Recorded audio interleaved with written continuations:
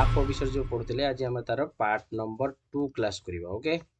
पे क्लास करने पूर्व चैनल को जो मैंने नुआ आसी चैनल को सब्सक्राइब करना हो से जल्दी जल्दी चैनल को सब्सक्राइब कर दियो जहाँफल आम जहाँ भी अपडेट देवा तार नोटिफिकेशन तुम पाखे जाए पहुँच। ओके पे देख गोटे चाप जो या से चाप द्वारा कोण जो तुम या कि कोण आम आगे चिन्हवा। ठीक अच्छे देख लक्ष्य कर गोटे वृत्तर धरी निया आम गोटे चाप को बाछि नेले ए बी द्वारा समद्विखंडित होइथिबो गोटे ज्या अछि। ठीक अछि आउ ए जो चापटी ताको कहले ए पी बी चाप एटा को कोन कहले पिला माने ए पी बी चाप। ठीक अछि एई चाप द्वारा हमर जतेटा कोण तयारी होछि हला ए पी बी होछि हमर कोन क्षुद्र चाप धरी निया जाऊ आ ऊपर को गोटे अछि एक्स गोटे बिंदु बहिस्थ बिंदु अछि ए बी ज्या ऊपर नाही। ठीक अच्छे ये जो ज्या अच्छी तुम ए बी ज्या आ ऊपर नथिबा एक्स होछि गोटे बहिस्थ गोटे बिंदु। ठीक अच्छे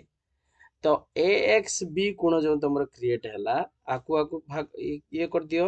जोड़ी दियो आकु आकु जो जोड़ी दियो तो जोड़ी देला परे ये तुम गोटे कोण तुम क्रिएट है। ठीक अच्छे ये जो ए एक्स बी कोणटा को ए पी बी चाप द्वारा ये जो ए पी बी चाप द्वारा ये जो चाप होइछि यही चाप द्वारा से माने कौन होइचंती ए पी बी चाप द्वारा कौन होइछि एक्स ठारे उत्पन्न कोण कहा जाए। ठीक अच्छे यही चाप द्वारा उत्पन्न कोण आमर होछि कि एटा। ठीक अच्छे यही जो चाप चाप द्वारा उत्पन्न कोण केटा कहा जाए एटा कहा जाए। ठीक अच्छे हला एक्स ठारे उत्पन्न कोण बोली कहा जाए वृत्तर केंद्र जदि आमे धरिबा ओ। ठीक अच्छे এইটা হচ্ছে বৃত্তর কেন্দ্র আনা দেলে ও হেলা এই কেন্দ্র পাখରୁ ବି ଗୋଟେ কোণ উৎপন্ন হଉଛି ନା নাই এইটা কোণ উৎপন্ন হଉଛି ହେଲା ତାକୁ କିଛି କୁହାଯାଏ କେନ୍ଦ୍ରୀୟ କୋଣ ବୋଲି କୁହାଯାଏ। ଜାଣି ହେଲା ପିଲାମାନେ ଏଇଟାକୁ ତମର କୁହାଯାଏ କେନ୍ଦ୍ରୀୟ କୋଣ। ଏଇ ଯୋଉ ଚାପ ଦ୍ୱାରା ଛେଦିତ ହେଲା ଏପିବି ଚାପ ଏଇଟା ହଉଛି ତମର ଏପିବି ଚାପ। ଠିକ ଅଛି এইটি जो तुम कोण गोटे केंद्र को लेकिन वृत्तर व्यासार्ध ये गोटे व्यासार्ध जो काटिदेले ये जो कोणटी तुम क्रिएट है आपको कह जाए हूँ केंद्रीय कोण बोली कह जाए। ठीक अच्छे कि कोण कह जाए केंद्रीय कोण है बा संक्षेप केंद्रस्थ कोण बोली कह जाए अर्थात एक क्षुद्र चाप द्वारा केंद्र ठारे उत्पन्न कोण एक चापर केंद्रस्थ कोण बोली कह जाए। ठीक अच्छे तापर धर कहले एबी रो पी होची जे कोन सुटा अंतस्थ बिंदु है ये जो एबी चाप अच्छी ये चापर पी हूँ जेकोसी गोटे अंतस्थ बिंदु हेने तांकु नेकी जो कोण गोटे तैयारी होछि ये लक्ष्य कर मुझे क्लियर करछि टिके लक्ष्य कर पिला माने देख भल से लक्ष्य कर देख एटा आउ एटा ये दी जण आसिकी पी बिंदु आसिकी मीट कले तो ये जो पी बिंदु राशि मीट कले आपको कह जाए अंतर्लिखित कोण बोली कह जाए। मन रखिबो कि कोण कह जाए अंतर्लिखित कोण बोली कह जाए। बी चापर पी जदि जेकोसी अंतस्थ बिंदु है तेबे से अंतस्थ बिंदु को जोग करुवा रेखाखंड को कह जाए कौन ना अंतर्लिखित कोण बोली कह जाए। सेमती धरी ना जो आ गोटे पॉइंट ये कले ता ना होची क्यू है वृत्त उपरे जेकोसी गोटे पॉइंट ये कले ता ना होची क्यू सेमती एटा को ता विपरीत भाव एमती टाणी दियो एटा को एमती टाणी दियो आको कह जाए विपरीत चापांतरलिखित कोण। कौन कह जाए विपरीत चापांतरलिखित कोण ताले को कोण सब कह जाए जानि हला म आउ थरे कहि दोछि एटी देखो गोटे वृत्त काटिली। ठीक अछि एइटी गोटे तमरो ए और बी द्वारा समद्विखंडित होइछि एटा जदि तमरो गोटे ज्या हला। ठीक अछि एटा गोटे ज्या ए ज्या द्वारा एइटू एतिकी जो पी बिंदु रो मीट कला आकु कह जाय होछि अंतर्लिखित कोण आउ केंद्र को जदि से माने छेद कले ताकु कह जाय केंद्रस्थ कोण सेटा सेमती एटू एतिकी पर्यंत आसी जदि छेद कला आकु कह जाय विपरीत चापांतरलिखित कोण। देखो ये भी अंतर्लिखित कोण ये भी अंतर्लिखित कोण किंतु ये होछि तार विपरीत अंतर्लिखित कोण काइना ये एपट रहउछि ये सेपट रहउछि तेणु आकु कह जाय विपरीत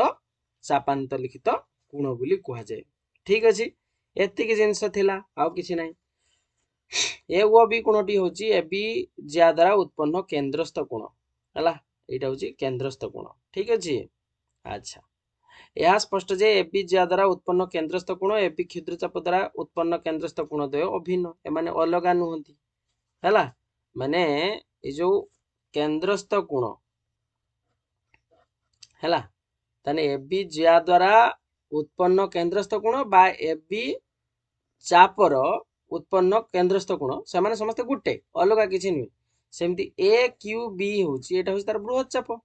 एटा हूँ बृहत चाप तो आपको कह हूँ कि विपरीत चापांतरलिखित गुण यह हूँ कथा आगे लोक चिन्ह जाओ तापर हूँ पाठ पढ़ो जिनसा जापर ठीक अच्छे ये हूँ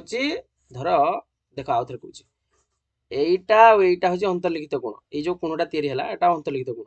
তা বিপরীত চাপান্তর্লিখিত কোণ হচ্ছে এইটা ঠিক আছে ইয়ে অন্তর্লিখিত কোণ ইয়ে বি অন্তর্লিখিত কোণ কিন্তু আর উল্টা হচ্ছে কি ইয়ে আর উল্টা হচ্ছে ইয়ে তেণু আর বিপরীত চাপান্তর্লিখিত কোণ ইয়ে হইଯିବ আর বিপরীত চাপান্তর্লিখিত কোণ ইয়ে হইଯିବ আর এইটা হচ্ছে তোমার কেন্দ্রস্থ কোণ ডাউট ক্লিयर ସମସ୍ତଙ୍କର ହେଲା ଦେଖ ଏବେ ଦେଖିବା କୋଣ ଦ୍ୱାରା ଛେଦିତ ଚାପ କେମିତି ହଉଛି ଦେଖ ଧରି ନା ଯାଉ ଏଇଟା ଗୋଟେ ବୃତ୍ତ এই বৃত্তକୁ ଆମେ କେନ୍ଦ୍ର ପାଖରୁ ଏମିତି ଛେଦ କଲେ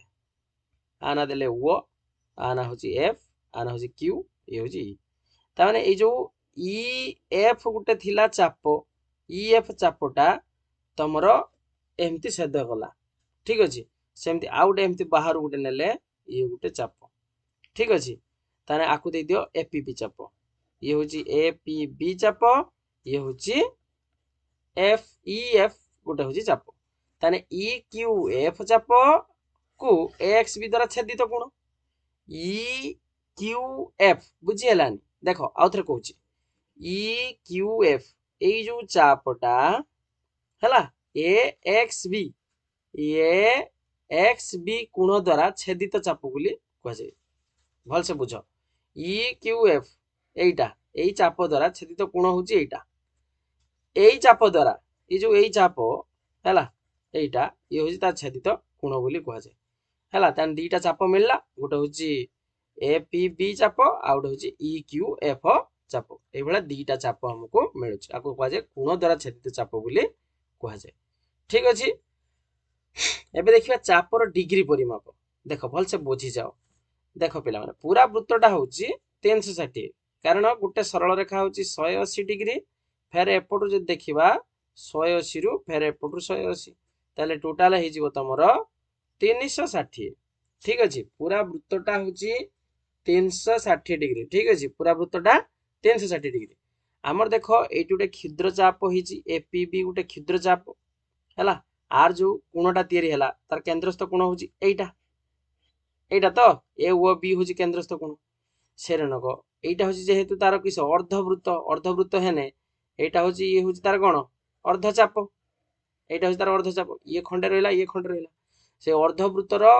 अर्धवृत्तर हम के 180 डिग्री हम से चापटा हम 180 डिग्री कारण ये गोटे सरल रेखा 180 डिग्री आ पूराटा हम 360 रु आमको जदि अन्यटा माइनस करदे तेज आमको मिल जाव ठीक अच्छे यह हूँ कथा ताने गोटे चाप और विपरीत चापर डिग्री परिमापर समष्टि हूँ के 360 डिग्री ठीक अच्छे देख मुझे कहूँ आउ थे ए बी गोटे हूँ पी यही चापटा आउ यही चापटा ये दी जन चाप मिसिकी हम 360 डिग्री सब मन रखिबो है धरी नि जाऊ यही कोणटा देछि धर 120 डिग्री देछि ताले यही कोणटा केते हबो ना तुम कौन करिवो ना पूरा वृत्तटा जेहेतु 360 रु 120 माइनस करदब हम 240 डिग्री हम यही भाया करके बाहर करा जाए ठीक अच्छे जानीला तो आज एति थाउ तो आउ टिके कहि दउछि पिला माने देखो आउ गोटे कथा मन रखियो एटा अधिकांश टाइम परीक्षा पड़े गोटे चापर दैर्घ्य संपृक्त वृत्तर व्यासार्ध सह समान हेले चापटर केन्द्रस्थ कोणर परिमाण रेडियन हो 1 रेडियन अर्थात 180 बाई पाए हो तुम निजे देखुन जे पाए रेडियन हूँ के 180 डिग्री तो 1 रेडियन इक्वाल टू 180 बाई पाए हो कि नहीं बस यह हूँ कथा यहाँ मन रख अर्थात एपीबी रेडियन परिमाण हम एपीबी चापर दैर्घ्य बाई व्यासार्ध कले आमको मिल जाव ठीक अच्छे आटा तो कहला काली कही तुमको जे सन्निहित चाप के गुड़ाक तुम यहाँ कहीदेव एक्स पी गोटे आ गए पी वाई बी ये हेल्ले सन्निहित चाप उभर कमन किसी गोटे रोथो कह हूँ सन्निहित चाप यह हूँ कथा क्लियर बस यह हूँ कथा आ कि ना आ चापर सर्वसमता हूँ गोटे वृत्तर दीटा चापर डिग्री परिमाप जब सामान होगा कह दुईटी चाप सर्वसम आउ कौन यह हूँ कथा है तो ये था पिला माने ओके नेक्स्ट क्लास रे हमें उपाध्याय 10 पढ़ा ठीक अच्छे